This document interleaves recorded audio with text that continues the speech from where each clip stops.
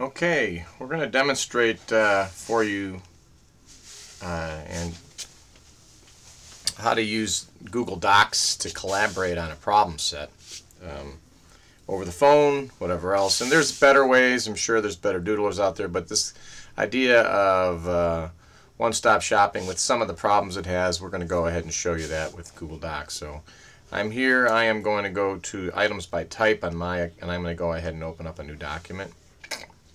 And I'm going to create a new document. And what we're going to be doing on this one, and we're going to kind of run out of space, is we're going to be actually using the insert a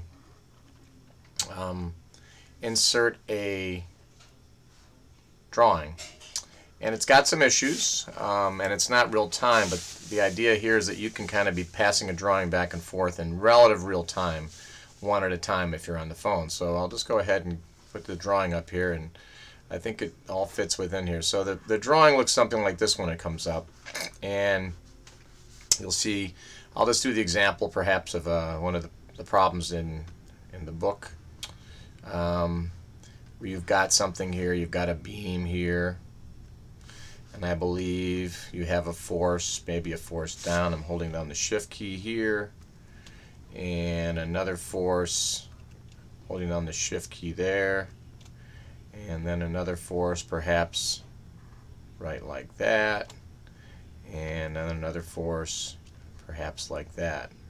And what they ask in this particular problem is, let me change the color on this, they're asking for the set of forces at A and B with, I'm going to go ahead and I'm doing the scribbler here, I'm doing an A and B. Okay, they're asking for the set of forces, and I think I'm going to grab that, and change its color back to black. So now I'm going to go back, I've deselected, I'm going to go ahead and draw the set of forces here.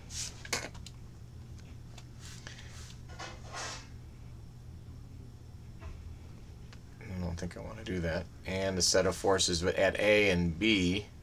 Okay. So what's the set of forces at A and B are going to be equal to these forces here. And that on first look is a bit confusing, but because it's not the direct question of what is an equivalent force system. But what you want to do here is you want to figure out an equivalence force system. I'll go ahead and use once again the scribbler here. 1, see if it'll work there. 1, 2, 3, and 4. And if you remember, you can pick a point any place on the system, so I'm going to pick a point there, positive x, positive y, and the assumed positive moment. And of course you know that I'm going to call this distance 1, and then of course distance 2, and then distance 3. And some of you might start to recognize that each of these distances are essentially, because these forces are orthogonal, this is a set of what? Parallel concurrent. You can start to see I'm using a little pen here, concurrent. And so it has some issues. Parallel non-concurrent, which is pretty common. And so if you remember, to get the equivalent force system, you take the sum of the forces, right? And then you take the sum of the forces, try this out here, sum of the forces times the orthogonal distances, and then you take one divided by the other, and that gets you that distance here. I'm going to go ahead and try to do a sketchy line here. Use a kind of dashed line. That gets you this distance to, trying to hold the shift to this line of force here. It's trying to get you that distance there. So that distance there you're trying to get. So you do that, and you come up with, I'm going to go ahead and save and close this just to show you what that looks like in my document. I can now click on that document and I can make it bigger. A little bit bigger there. And there's probably is a way to kind of to do more to that. So I'm going to go ahead and that's in there, maybe pass it along back to someone else and they can come into this document and click on it and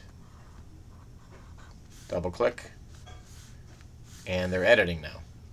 And they might say, by golly, I know now what you came up with was, in fact, you came up with an equivalent single force, which is going to be the magnitude of all these added together placed at a certain place here.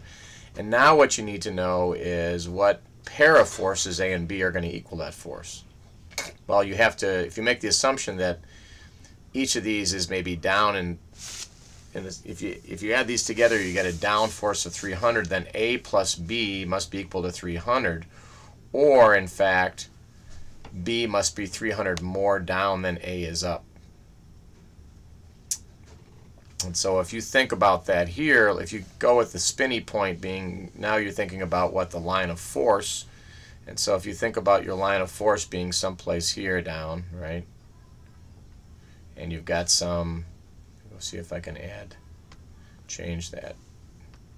If that's your line of force, right, if your equivalent force is here, now if that same 300 is out here, right, so once again I'm going to change that in. If that 300 is out here, then that's going to have a moment about this line of force equal to that 300 times that distance here. So that may or may not end up being all the moments, but what you can then do is figure out, in addition to that, you can add a basic pair of forces, maybe this one down, this one up, changing the top to that, and this one down, changing the top to that. That makes up for the rest of the moment. So let's give an example here. Let's say the total moment, Lisa's force had an equivalent line of force right around here. Now, if in effect this was spinning it this way, then this other one's going to have to spin it back the other way. What you're going to have is this summary here. So that's just an example here. We'll, talk about that one in class. And mostly I want you to see, save and close, that you can kind of once again go back and forth with this document. Someone can come in, you pass it along to them, they can edit it, they can come in, of course, and unfortunately, because it's a document, they can actually come in and grab and delete things out. So it does give you an ability, if you're on a phone, to kind of go back and forth. Now you can kind of save and work back and forth on this. So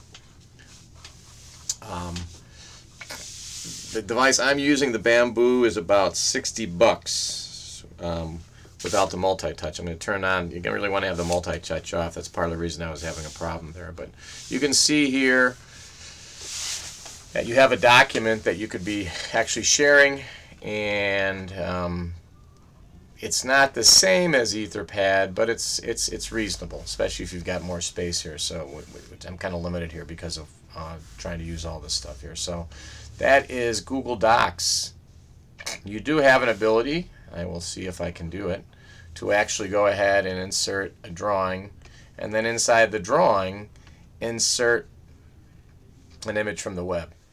So draft on top of that, if you would. Now you have to know the image URL, and so I'm going to try to do that off on the side here. Get a cancel here. We go to File, New Tab, and I'm just going to go to Google Images.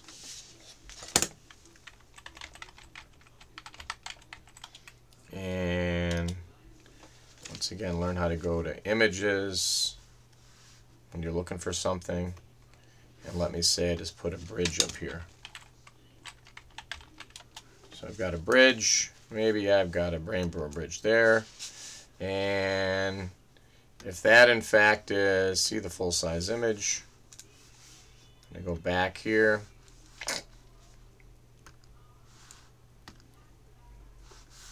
go out to the what I'm going to do here, I'm going to just kind of, if you can actually get the actual, which you probably can't do. Alright, so that's, you would actually bring in an image and put a URL of it. I'm going to end up my 10 minutes here and just put this out of a demonstration of how the Bamboo works. Save and close. You're back to this document.